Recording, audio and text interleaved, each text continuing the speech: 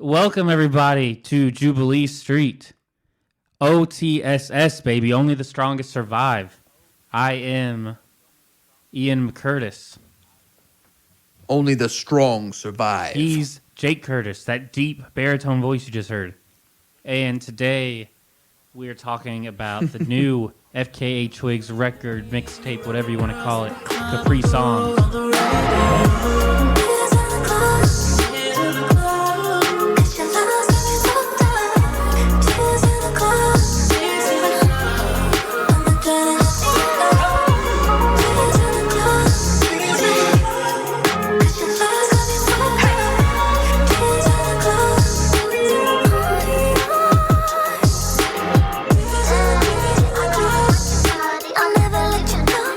I'm a tenor at best. Well, you just did a baritone when you said, only the strong survive. Only the strong survive. You sound like Apocalypse. That's his little catchphrase. Speaking of the apocalypse, we've got Caprisongs by FKA Twigs. Now, Ian, why don't you give the listeners a little bit of a background of your experience with FKA Twigs? Little to none. I mean, it's an artist that you have always liked more than me. I listened to both of her records when they came out, probably off the suggestion of you. They didn't really click with me, and that's about it, really. I mean, I've always admired her, just like what she represents in culture, just like as an artist, but I've never really connected to her music. What do you think keeps you from connecting with it? I think it's a little too... When you brought up doing this, I compared her to Kate Bush, a similar thing. It's just a little too art pop for me, a little too out there, a little too ethereal. Just not the type of thing I would normally connect to, but maybe that's changing. We'll get into that as we go into the episode. But what about you? I know you got more of a history. Okay, probably stumbled across her music in 2017 when I found out that 106 Point Never had worked with her. And of course, as a big Robert Pattinson stan, I knew that they had a history. So I had heard about her for a while, checked out some of the early material, liked it, didn't love it. And then in 2019, Magdalene came out, and we hadn't done the Jubies by then, and I don't know if this may... I think we did do an end-of-year 2019 music list on my old blog that's now defunct, but I don't know if this was on there, but this was definitely a really strong release for 2019, and it really, really made me like her. Especially, I loved the music video for the song Cellophane on Magdalene. I think of her a lot as like a... listeners can, shit on me if I don't know what I'm talking about here, but I think a lot about her music as like chamber music, but I don't even really know what chamber music means. But the music has this very like sort of like it would fit very much with like a harmonium or like one of those old like, Brahms style like piano pieces. It's got this kind of like timeless quality to it where it reminds me a lot of what Lingua Ignota does, but if she didn't like metal as much and it was just the like kind of like, more flourished singing parts. And what was really cool about going into Caprisongs is like FKA Twigs listened to Call Me If You Get Lost by Tyler, the Creator, and she was like, I want to do my version of that. And this is kind of a nice mix of like what like an art punk musician singer like her who's super talented. I think she's like, she does a lot of like dance videos, and I think she's like very adept at like pole dancing, and she's very fit. So there's like sort of this like really interesting like kind of pop star angle to her, but she has this like kind of cool quality of like, also like seeming like kind of fringe at the same time. But she's got features from like Future on her songs, and Tears in the Club on this record has The Weeknd on it. So I was pretty stoked to listen to this. I kind of purposefully waited until the last minute. I probably should have done a little bit more research, but as always, my format for listening to music is and always has been, how's it make you feel? What's the message it's trying to convey through that feeling? And then, sort of cool factor, how does it make, what's it achieving? So that's kind of a long answer to your question. But let's get started. We're trying something new, Ian. You had an idea for this. So I'll let you take the wheel. Yeah, we're just going to go. So this is a mixtape, which I think is kind of a superfluous word at this point. I don't really know what that means, why this isn't an album. But there are a lot of different... In the age of streaming services, it seems like unnecessary, but I also think it adds this immediate sort of nostalgic quality for anyone who grew up in that age of the mixtape. Well, when I think of mixtapes, I think of unfinished songs or like rapping over other people's beats. Yeah. This is all original music that's very well produced, so I don't know what you said. What makes it a mixtape, but it doesn't really matter. This what you said. There's a lot of genre hopping going on here, so we thought it might be more helpful for this one to go track by track. So we're not going to spend like 20 minutes on every song or anything, but we're going to kind of, just so we don't miss anything, go song by song. So, feel free to listen along that way. If you want to stop this after every song and listen to it, or however you want to do it, experiment with us. So let Ian and I walk you down Jubilee Street, track by track. Yeah, we'll do like this Twigs. Is like a augmented reality third screen experience where we're giving you live commentary. So we've got Anthony Fantano on the other line. Yeah, let's go song by song, and then we'll do broad thoughts after that. So the album opens up with, I have notes for the first time. I didn't really do research either, but I did think about these songs at least. So the album opens with Ride the Dragon. So I listened to this the day it came out and listened to it a lot. I've listened to this so many times because I didn't like that Earl record that much at first, and I was worried you wouldn't either. And I knew you were a big Twigs fan, so I was keeping this on the back burner in case last week you wanted to do it instead. So I've sat with this album for a couple weeks. Ride the Dragon, not my... This mixtape's very up and down for me. Ride the Dragon's kind of whatever for me. I listened to it, and I was like, oh, this is like what I think of when I think of FKA Twigs. Didn't immediately catch me. What about you? What say you, Jake Curtis? I liked that song. I felt like it was an effective intro. And I think it kind of sets the stage for what we're going to get with, there's a couple of skits in this album. There's some just like recorded conversations, a lot of like vocal manipulation. So, and she's really experimenting with like, pitch shifting her vocals, and, it's a lot glitchier. It's a lot glitchier than anything else she's done. A lot of like, sort of like, like I said, a lot of like audio manipulation, and likely a lot of stuff like in their DAW that like sort of made everything sound a little bit more clangy and tingly and DAW being twinkly. DAW being a digital audio workspace. That's just how they recorded on the computer.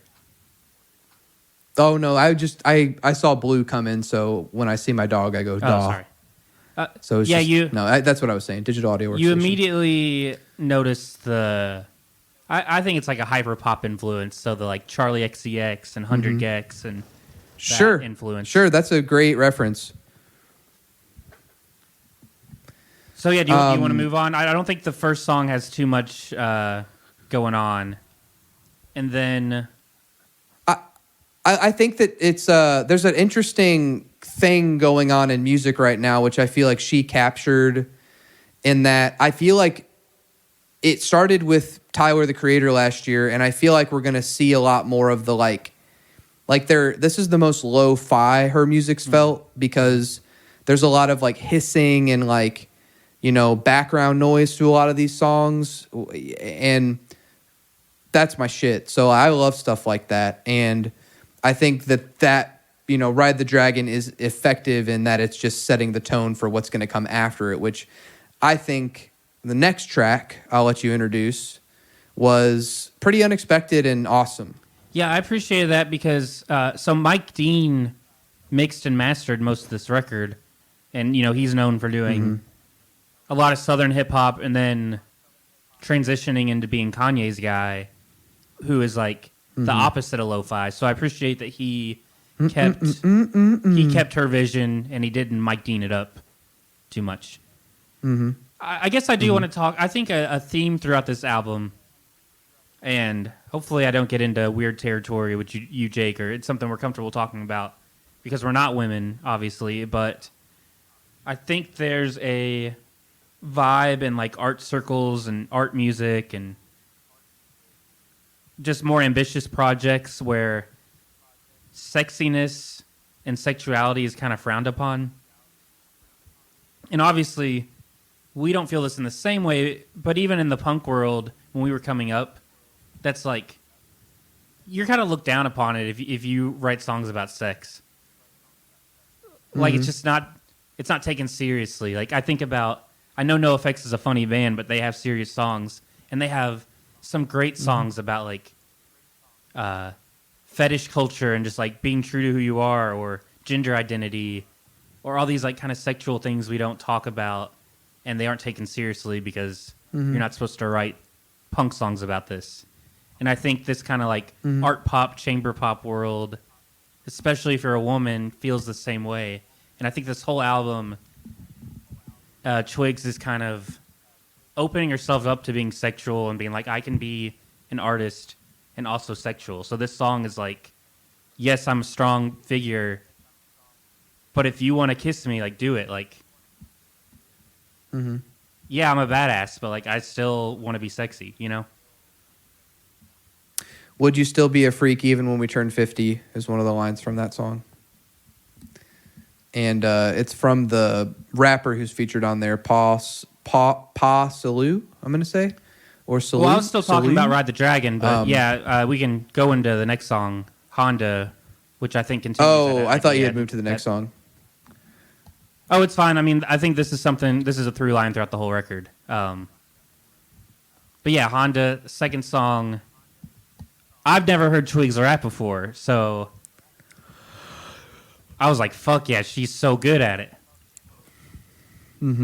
That was my first main. I was like, holy shit, like she should be rapping all the time. Yeah, she's really, really good on this track. And I think it was really cool for her to do this because, and I have more thoughts on this at the end of the record, but this just sounds like a lot of fun. I think her last project was pretty emotional and a lot more ethereal and beautiful, and this one is embracing a lot of like more contemporary rhythmic structures. And Honda, it's not the first time that she did this. Like, she's done tracks in the past like that are less what her style was established as at the time, and to great effect. And I think that this song is like a nice, like, Ride the Dragon's the intro track, it sets the tone, but I think this really kind of like shows the listeners that you're going to get a completely different experience with this album. And it's got that kind of... So the way I saw this album is a lot of people right now are making this like futurist sounding music, like the Weeknd record we talked about. People are trying to imagine like this is what pop music of the future is going to sound like.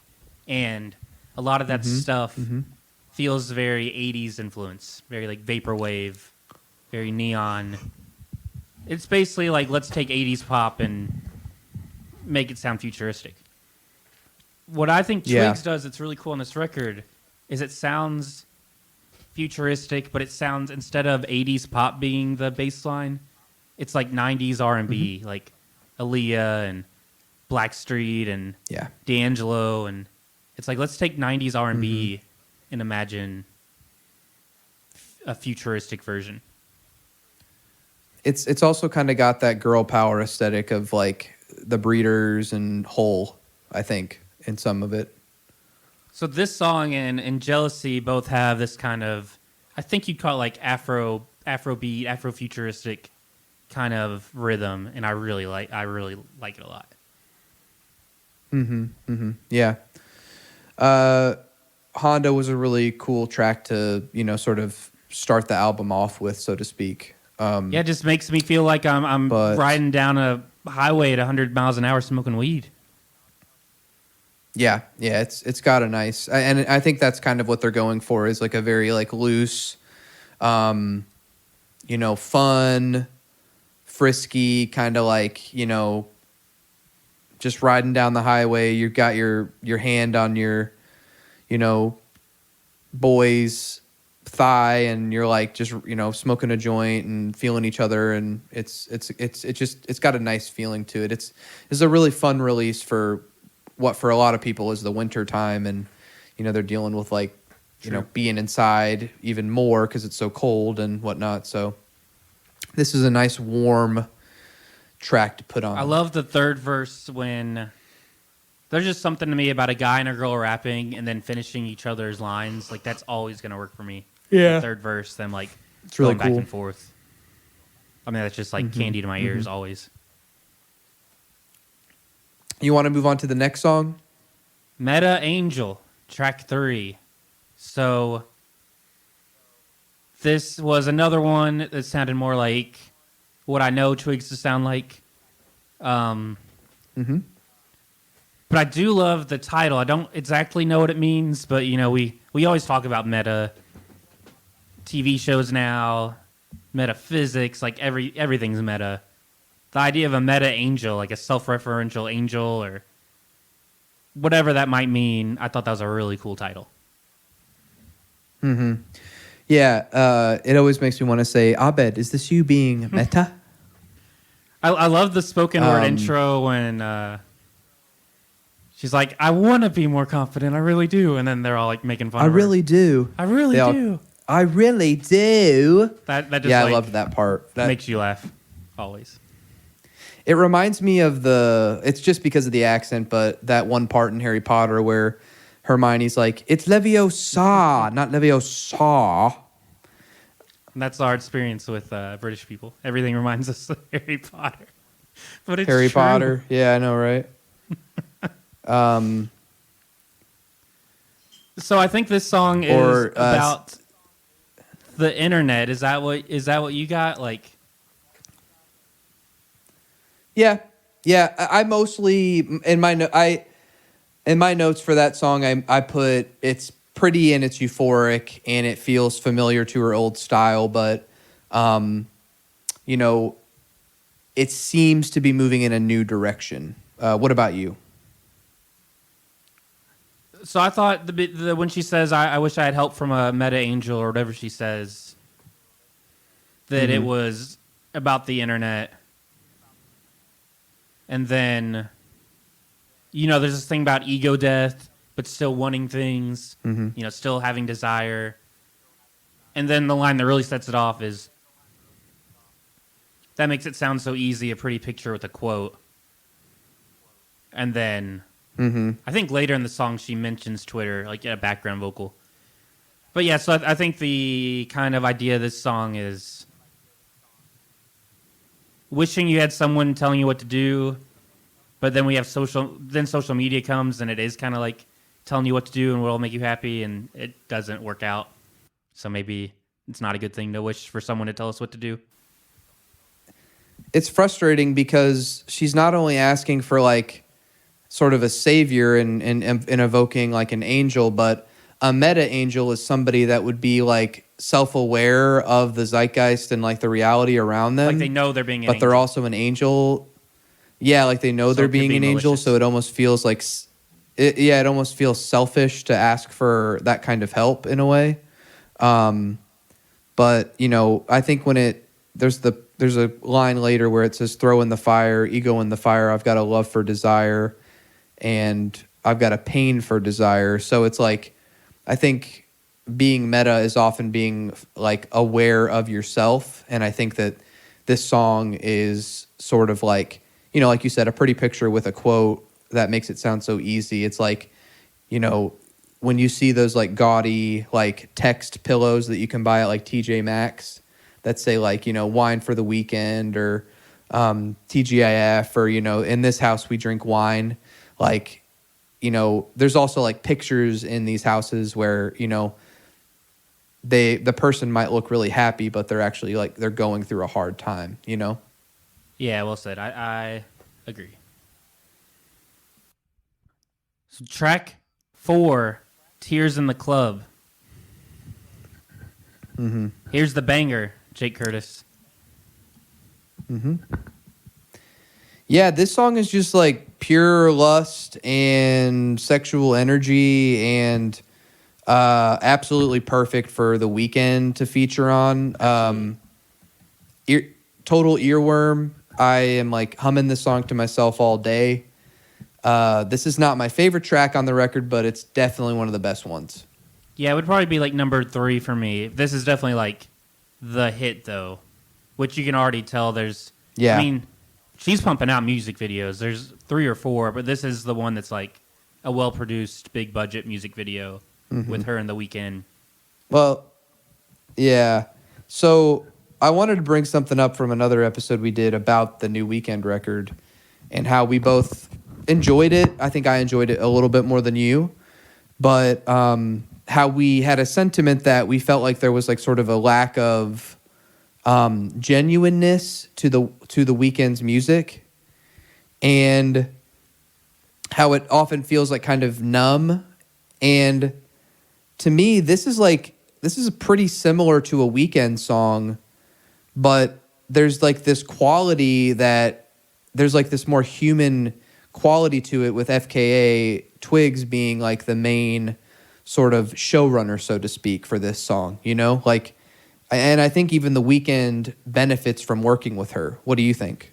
Yeah, I think, even the other 2 records that I didn't vibe with as much, Twigs just bleeds like meaning, and there's just something about her that's like deep and inherently artistic. She just has personality. She's interesting, Executive produced by what's his name? El Guincho, who works with Rosalia, who her music in Spanish, Rosalia.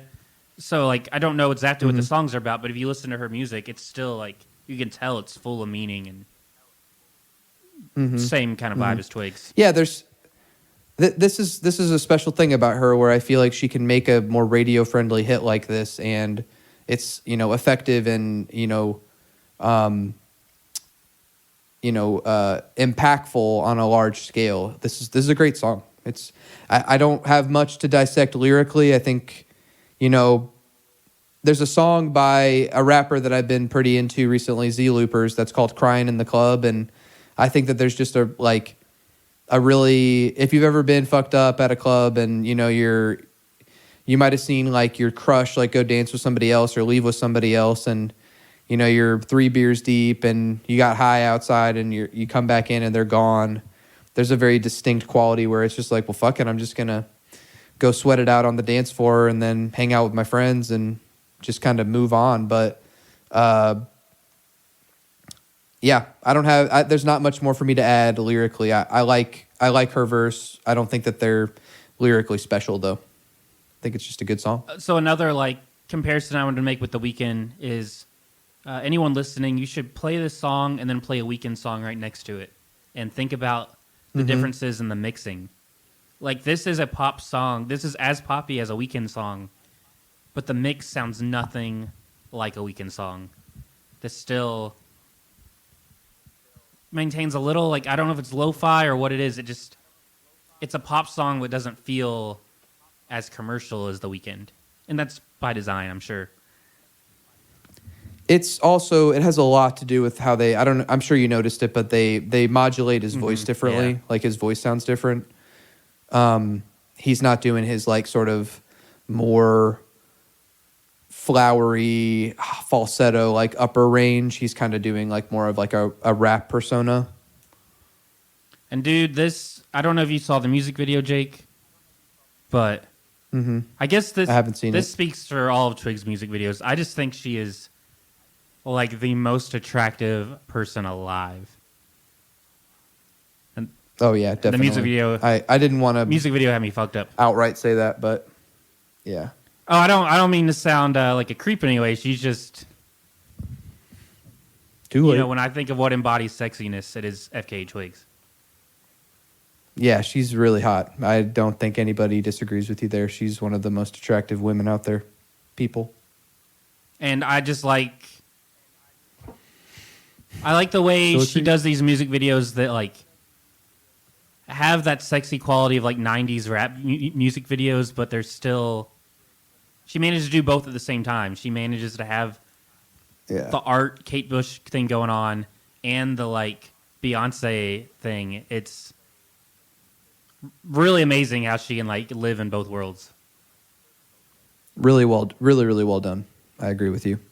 So it's not easy to pull off. No, like you can't think of many people that kind of inhabit both of those qualities like her.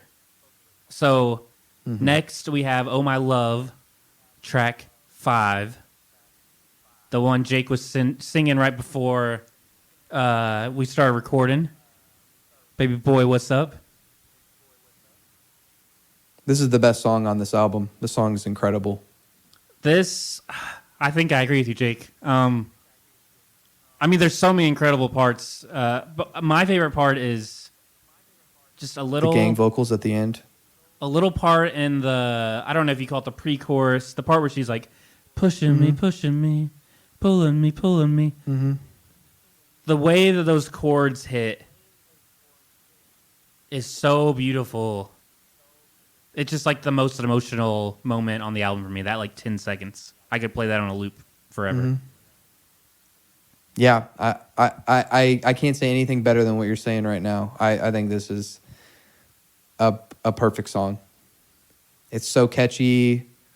I think that it owns in on the theme of the record, which is that most men are little boys who can't handle like real relationships, and she wants a real relationship, but she just keeps meeting these pretty boys who, it's fun for a while, but then when anything gets serious, it's like, well, we're just going to the barbecue as friends, so, don't be weird about it. We're just fucking. But then, it's a very relatable situation that most people have probably been in when you're dating somebody and, you're serious, you're mature, and you might meet somebody who's great for you in every single way except for the fact that they don't want to commit.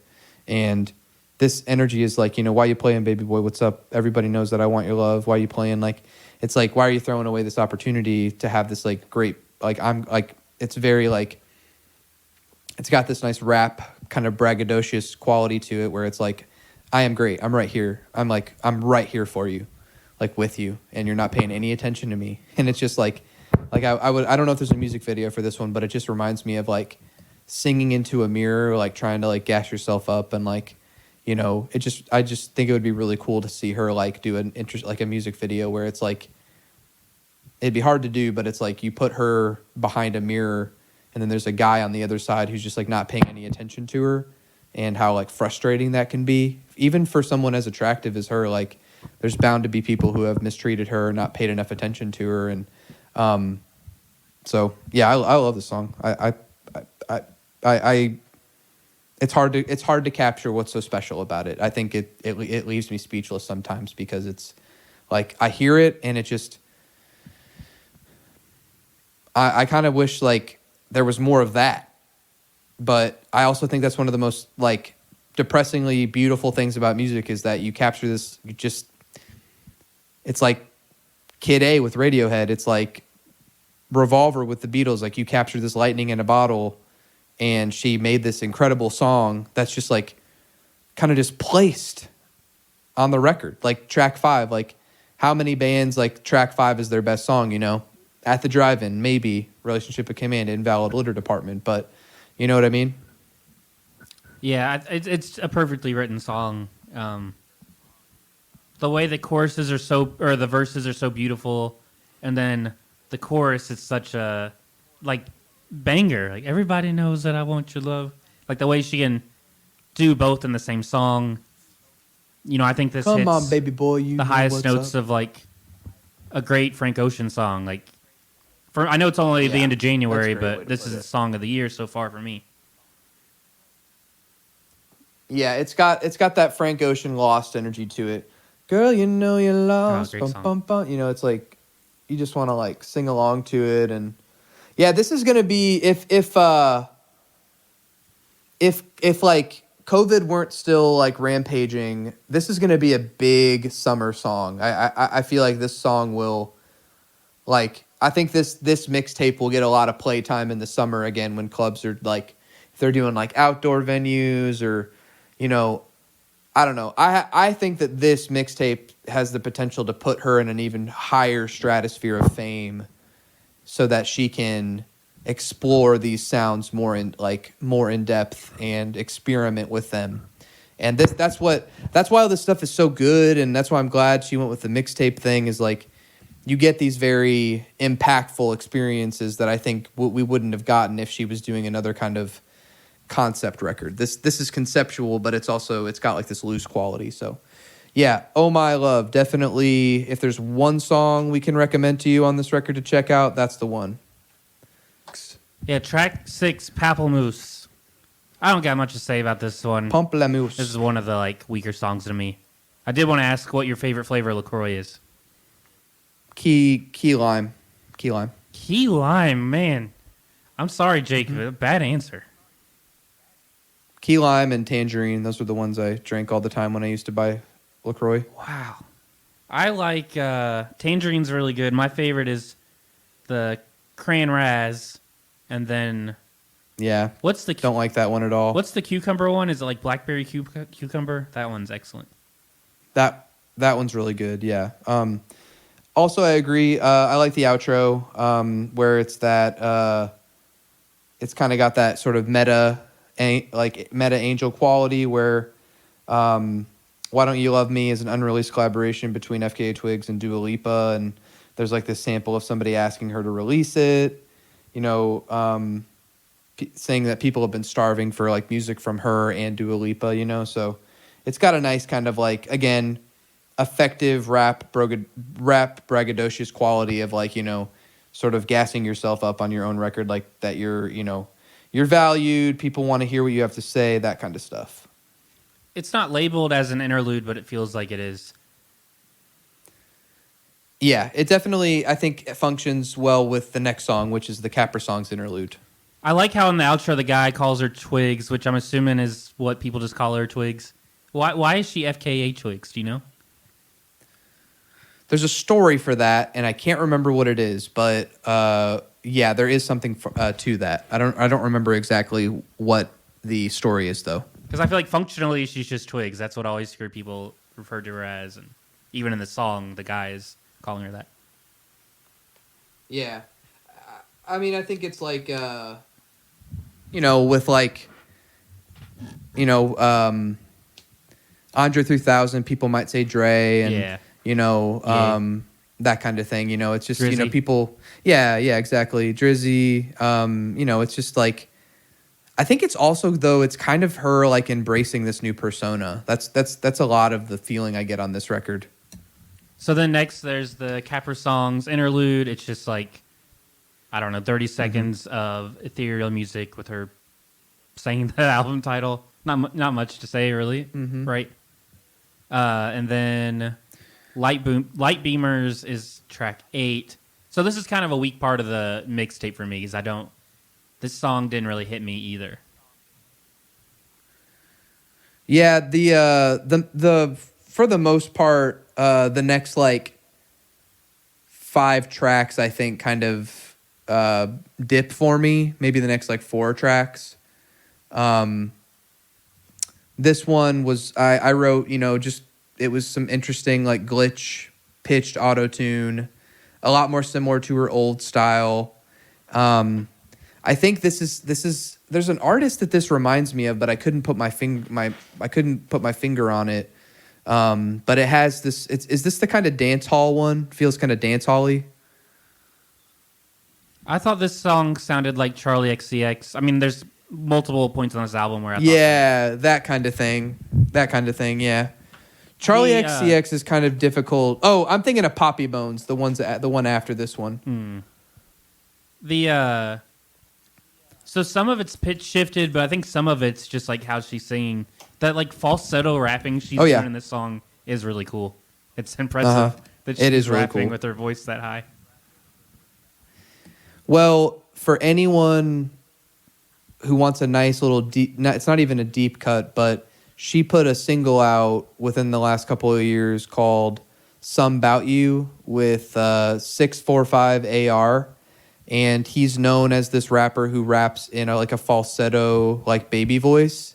And it is an incredible song. And I think that, I don't know if they were dating or not, but they were hanging out a lot prior to this record being recorded, and I think that he definitely had an impact on her style because that falsetto rapping is so cool to me. And you know, leading up to this record, I wanted to give that Playboi Carti album Whole Lotta Red another chance because it kind of flopped for me, and I listened to it again, still didn't really love it, but I do really appreciate some of his like, you know, baby, like pitched up like baby voice stuff that he does. Like it that shit just really works for me personally.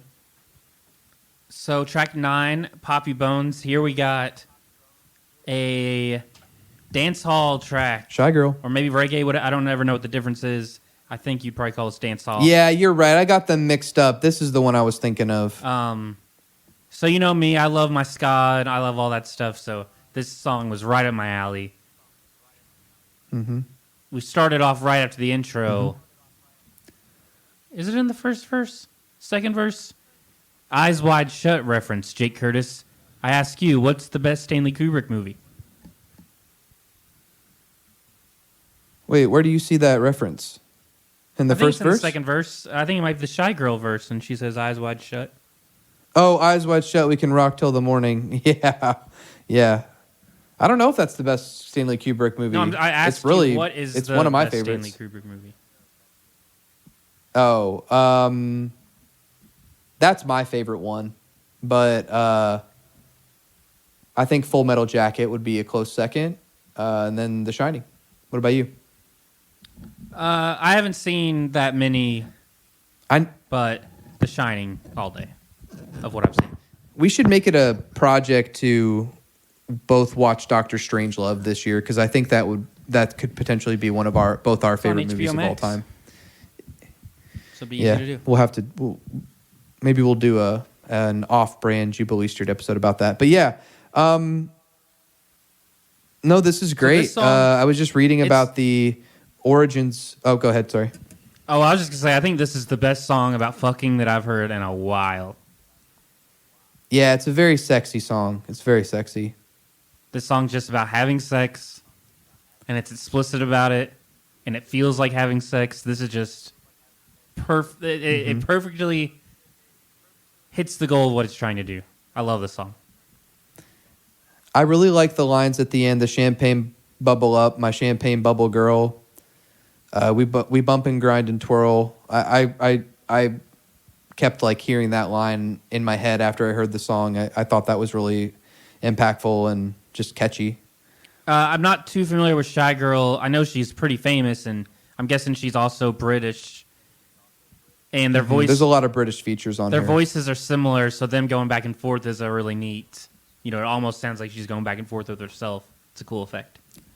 Yeah, it's one of those cool things that Outkast was able to do in the beginning, where you could their voices just like weaved in and out of each other. It was really neat. Or even how we talk that was about a cool all the time effect. with Warren Ellis and Nick Cave now. Like, they're able to match each other. Yeah, definitely. Yeah, that's a good reference too. Next song, Dystopia. Next song's Which Way? Oh, featuring Dystopia. My bad. Another like social media reference right off the bat. Well, the whole like through line of this song is the devil, and there's that saying that's like idle hands are the devil's playthings. Is that what it is? But Twig says idle thumbs, which I think is like if you're not on your phone, if you're not on the internet, you don't exist. I think that's kind of what she's trying to say. That was how I read it, at least. Well, there's this line, when I was walking through the London city lights, I met the devil and he smiled at me and said, you're going the wrong way. If you never know yourself, you never know, never find. Your thumbs are idle and they're all mine.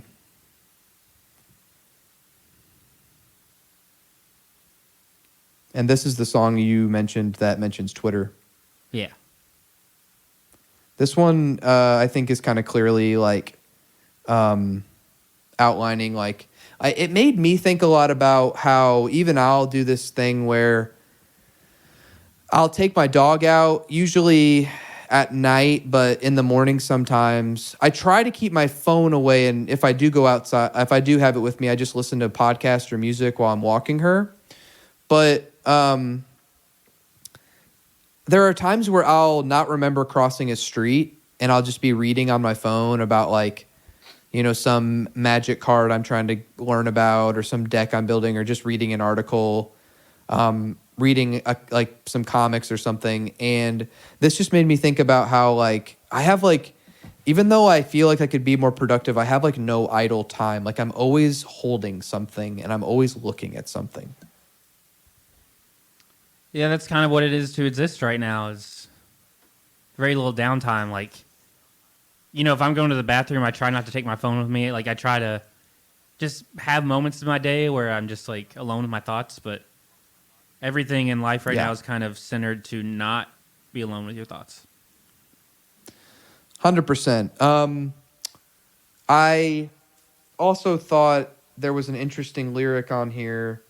So this Twigs album really made me question how we view women in music, and how I think pop music is often discarded as like not valuable, and it also happens to be a genre that's dominated by a lot of women, and how a lot of people shit on pop music because it's like it seems just like radio friendly music, but it's just as difficult to write a good pop song as it is to write any other type of song that might be considered like more artistic and stuff like that. And there's this line, there's the whole I want to be a rock star's girlfriend, but yeah, the difference between rock star's girlfriend, me and all those tweets is that you're not like those. I'm the rock star, not my boyfriend. I'm not the rock star's girlfriend. I am the rock star girlfriend. Do you get what I mean? I'm not the accessory to the rock star. I'm the rock star. And how, like, I think there's a narrative changing, again, going back to that meta angel, where it's like she's embracing this new persona of, you know, sexually growing into herself, being more confident, having a sense of humor, and having fun. And I think nothing about Magdalene was not fun. Like, I mean, it's not necessarily that it's a fun record. It's a great album, and it's very emotional, but I think that this song really kind of hones in on the fact that like we're wasting a lot of time looking down when we could be looking up and seeing so much more. Yeah, I mean, hopefully this is all changing, and I think things are constantly slowly getting better, maybe too slow. I mean, definitely too slow, but I think about when we were kids, and for a woman to have success as an artist, you either kind of had to be a sex object, or you had to go the other way and be like Bjork and be like so kind of weird that you almost lost your womanhood. Like, I mean, I think Bjork was doing that all by choice, but like, yeah, you know, you couldn't have both. You couldn't be really out there and weird and artsy and also sexy. And I think Lady Gaga, I mean, you know, say what you want to about Lady Gaga, but I think she kind of opened that door. Yeah, it's funny that you bring up Bjork, because that's another person that I think of with this music. Do you want to move on to the next track?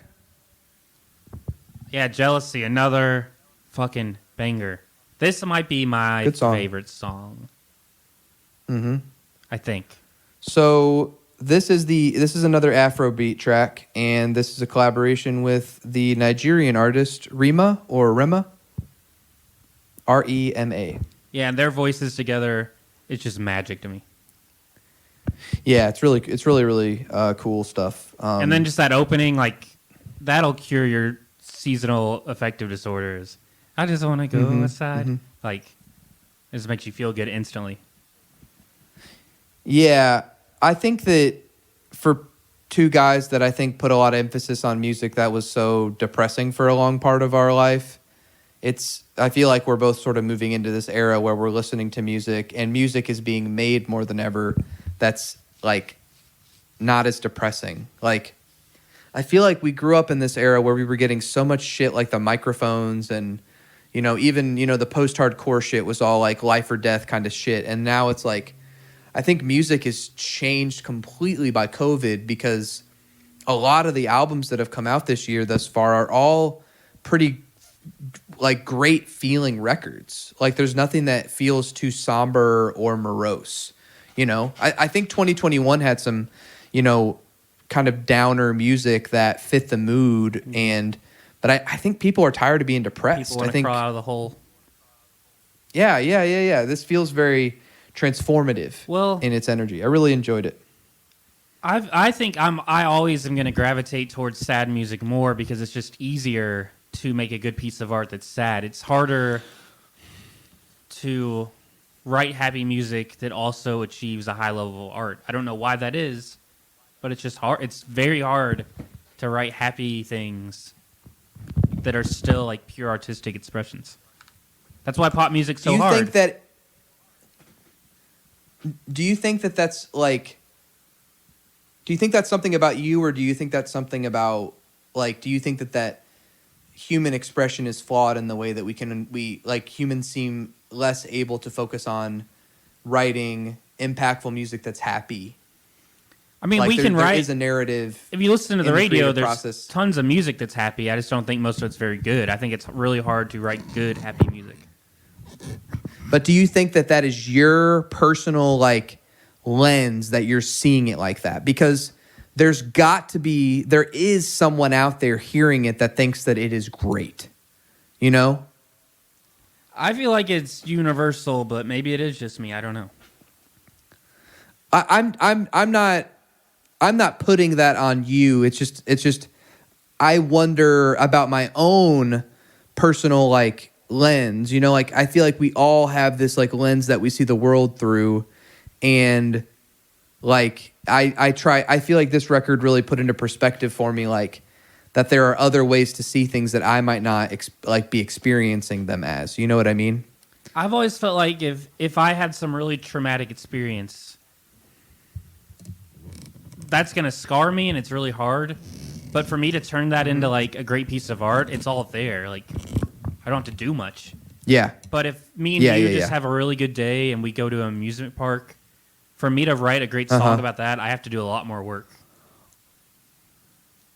Right, because there's something about pain that might. Yeah, well, I don't know. That's probably a conversation for a whole other podcast about like that sort of like tortured artist mentality that I think tends to plague a lot of people.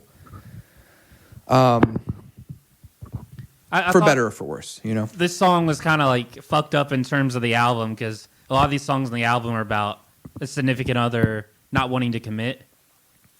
And then this song, like, even though they don't want to commit, they're still jealous as fuck.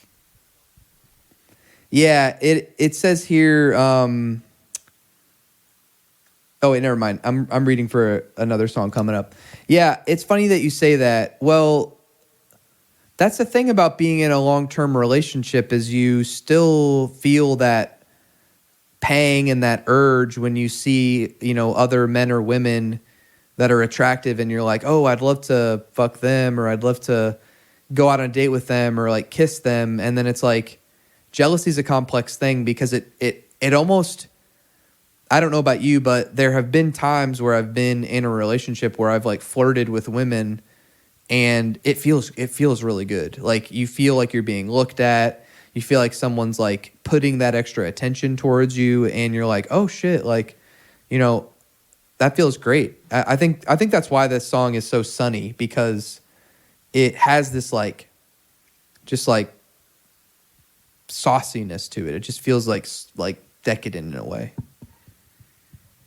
And then, and then just like the chorus, that like rhythm, that Afrobeat kind of rhythm adds to that, just like feeling good. I love the line, "You're in your feelings way too deep." I feel like that's me all the time.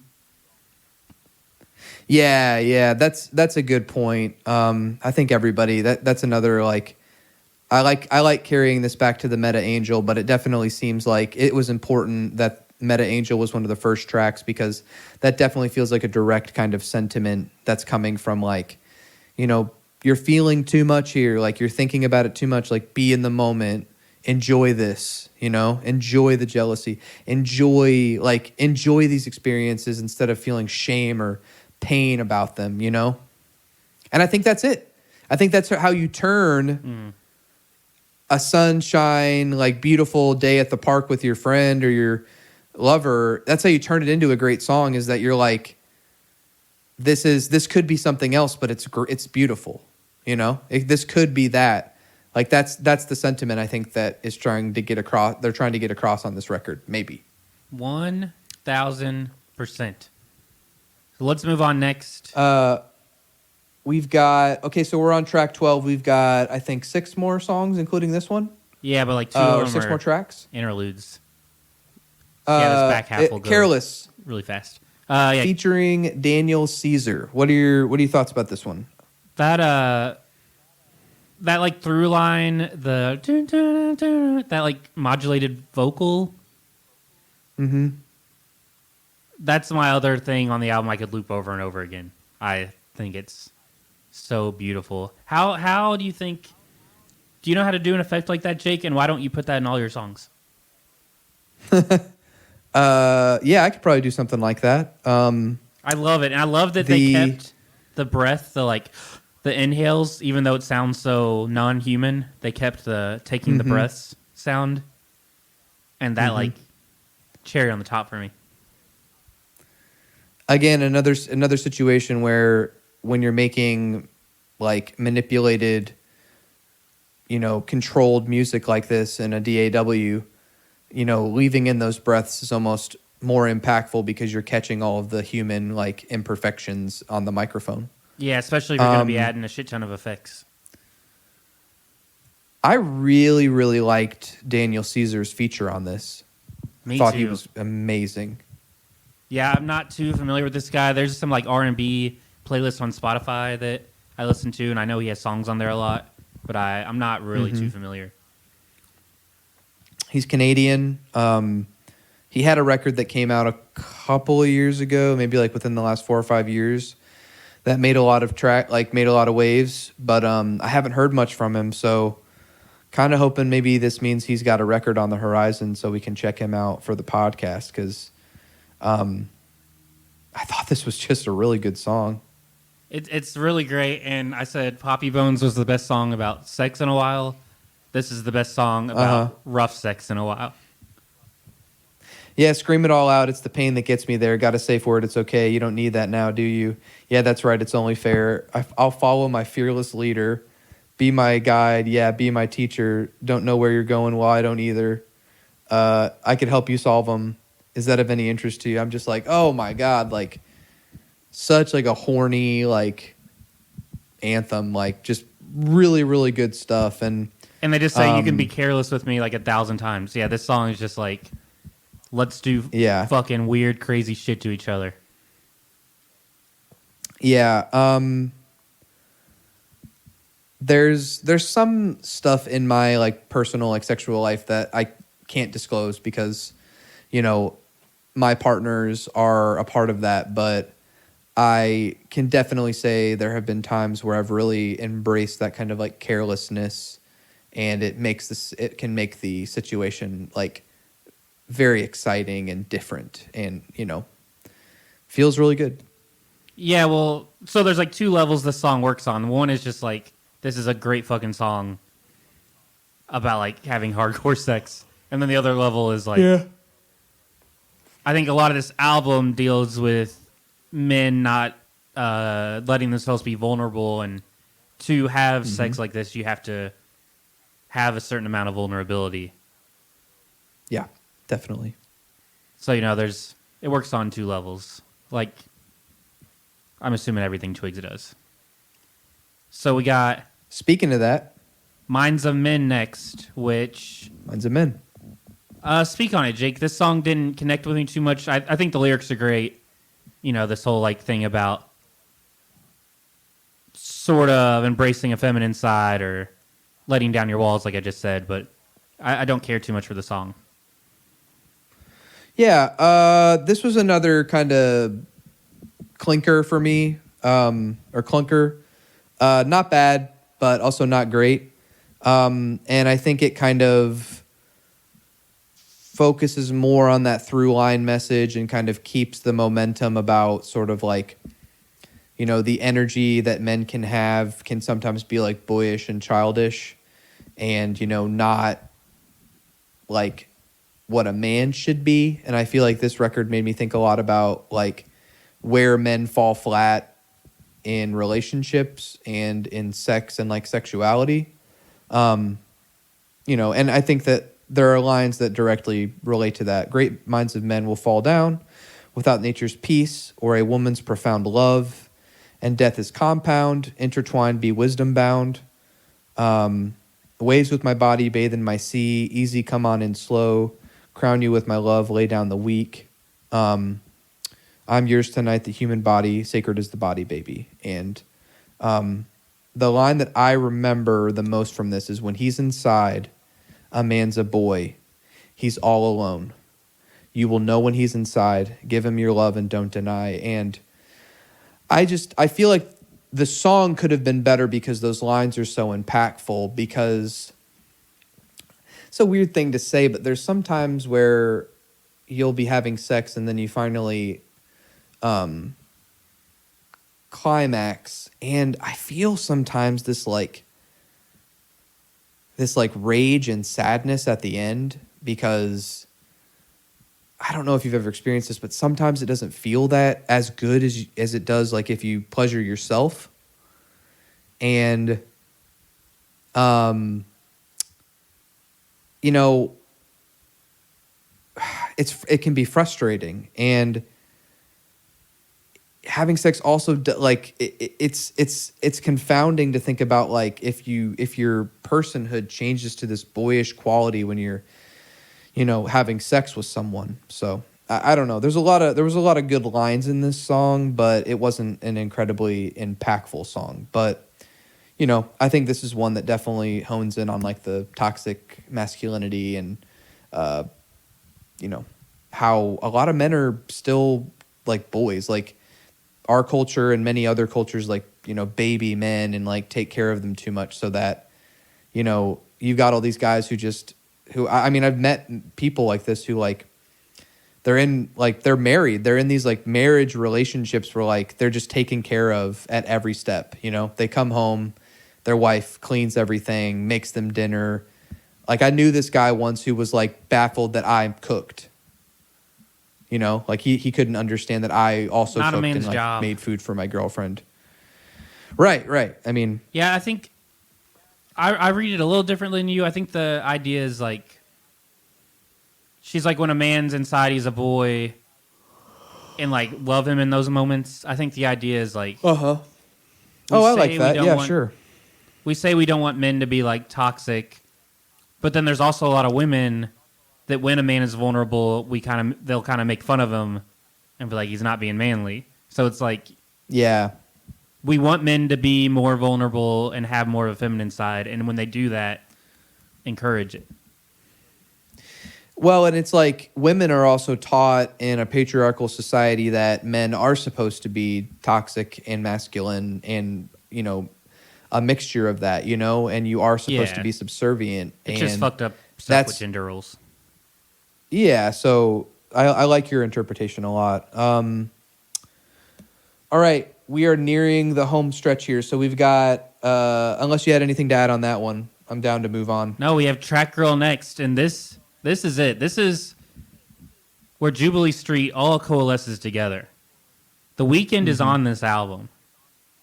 We bring up Kanye constantly, and Mike Dean mixed this song. And Warren Ellis wrote this interlude and provided, we can only assume, much of the music and the effects. It's all coming together. Everything we talk about. This is very cool. We are close to Kanye and Nick Cave working together on this song. We have both of their both of their right hand men are together, Mike Dean and Warren Ellis. So yeah, this is just another cool spoken word interlude. I really like these interludes. I think they're really neat. and entertaining. Mm-hmm. The only thing I really have to say is there's a part where about halfway through where it gets really glitchy and then a piano comes in and Yes, I love that. you're like, oh, this is so Warren Ellis. Like, this sounds like Carnage. Mm-hmm. It's really cool. Yeah, it made me think like, oh my God, like, could we just get Twigs, Warren, and Mike Dean in a room together and just see what happens? You know? Yeah, I would love, like, the movie soundtrack shit is really cool. But if I had it my way, Warren Ellis would just start working with artists like this full time. I would love it. I think there's a good potential of that happening, and if it hasn't already, and Yeah, also hopefully he does more stuff like this. I would love him to like work on some real songs with artists like this, and not just interludes. and also for the people who still are Kanye fans in this day and age, this is probably like there's a good chance that Twigs and Kanye probably brushed shoulders during the process of making this record, since Mike works so closely with Kanye. So, you know, maybe she'll end up working with him in the future. That would be such a weird collaboration to me, but Well, there is it definitely a made me think song. about that. I think it's a Ty Dolla $ign song. There's a song with Twigs and Kanye on it together. Oh, so they've definitely already worked together. Okay, that makes sense. So track 15, Darjeeling. Darjeeling. So this is just a really good feel-good song to me about, I think, moving to a big city and feeling like you found like-minded people. And it reminded me of when I graduated high school. That like year after high school, I went to Chicago all the time, like probably 6 or 7 times that year. Yeah. And just like the punk subculture there was so much bigger, and just like finding this other world of common interest. And it makes you think of whenever in your life you kind of like found who you were. Yeah, you were really big into like Chicago punk stuff back in the day, and especially because a lot of bands that we liked sometimes would just not come through Louisville at all. So sometimes you had to drive to Chicago for 5 hours to go catch them and then drive back.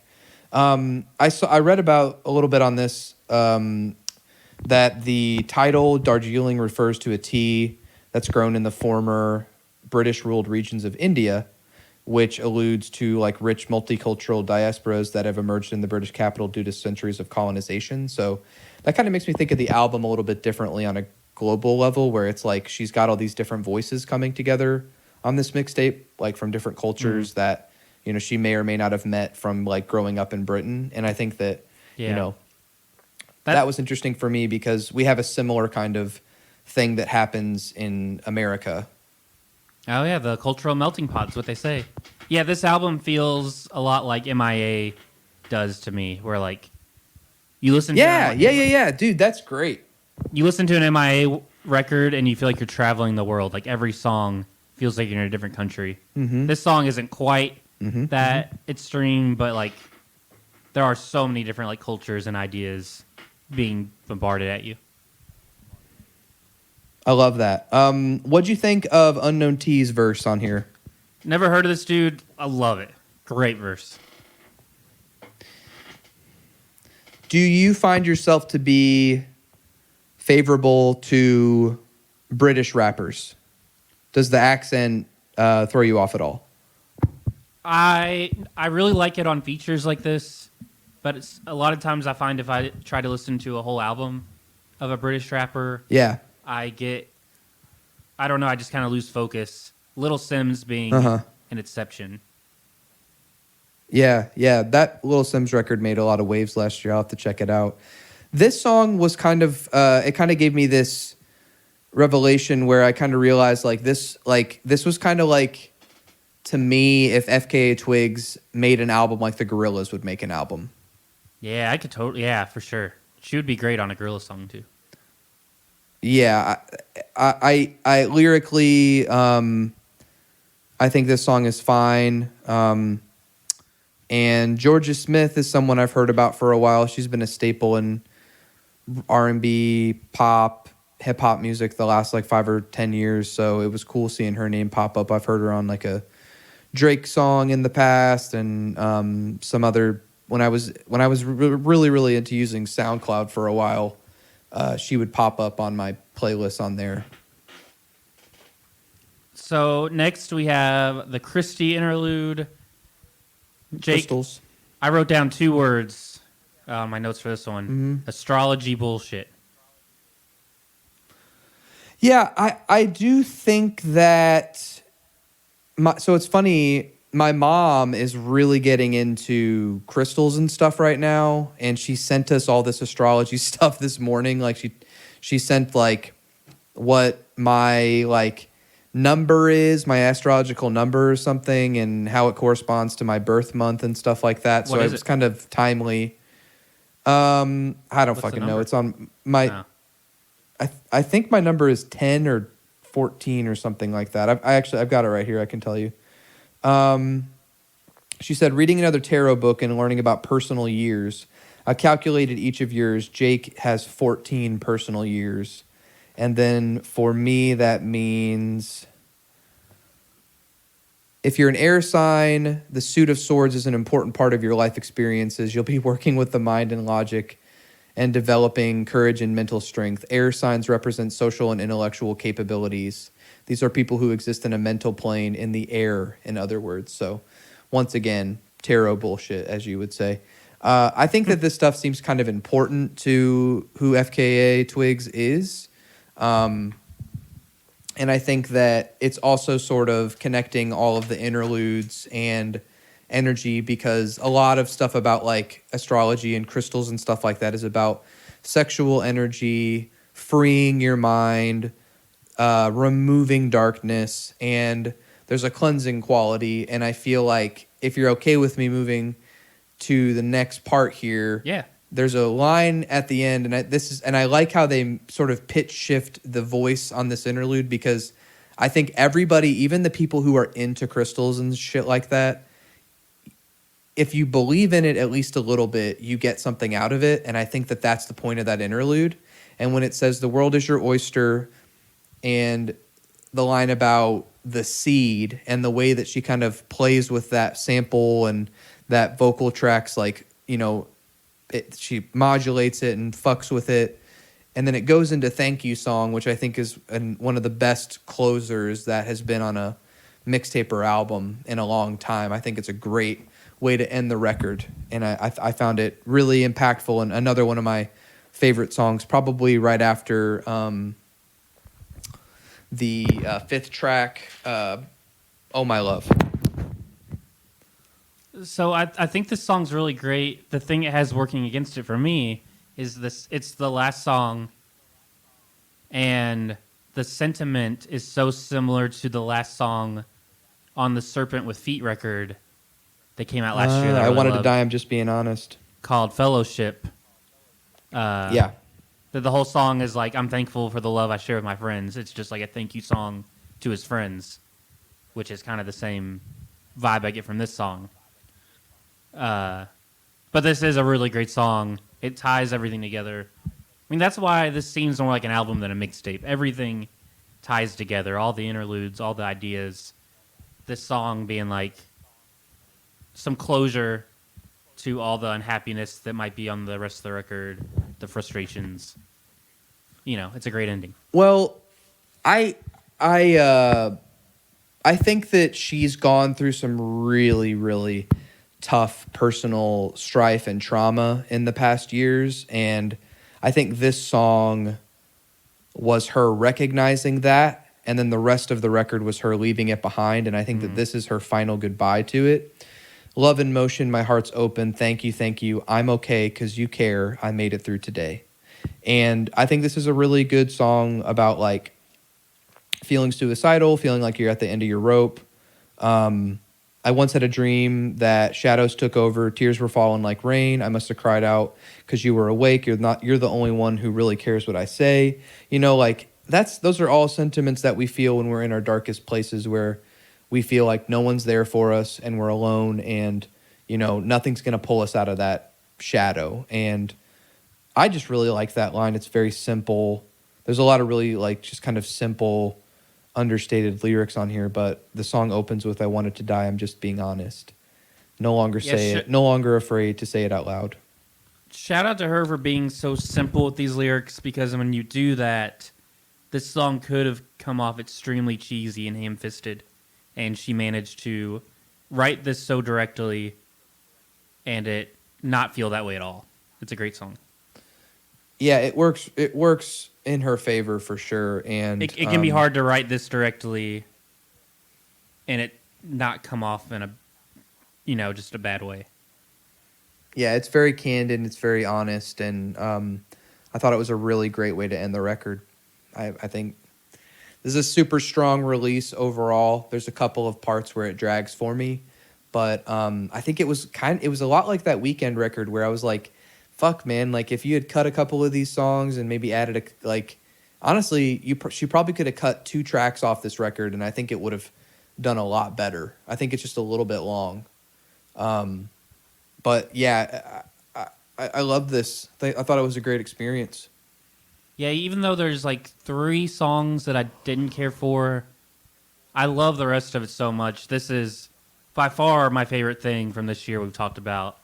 And if this doesn't make the Jubies, it means this is a ridiculously good year for music, because I can't imagine finding 10 things I like better than this year. I love it. By the time this episode is out, I think we'll be into February. Most likely, yeah. But I'm going to go ahead and call it that I think that we're going to be getting some of the best albums of the 2020s this year. And I think we got a really good one. We've gotten a bunch of really good ones that I think were, like, to me, indications of like what we're going to get. And you're really stoked for that new Big Thief record. I think we're probably due for a Blood Orange record. I think we're probably due for Kendrick. Probably a new Kendrick, Frank Ocean, maybe another year or two before he drops something. But yeah, this was a cool release and something I was really excited to check out. And shout out Warren Ellis. Shout out Warren Ellis. So cool and so random. Shout out the album artwork. It's so, I don't know, I just love it. I love the Something album about artwork. it. She's just so pretty.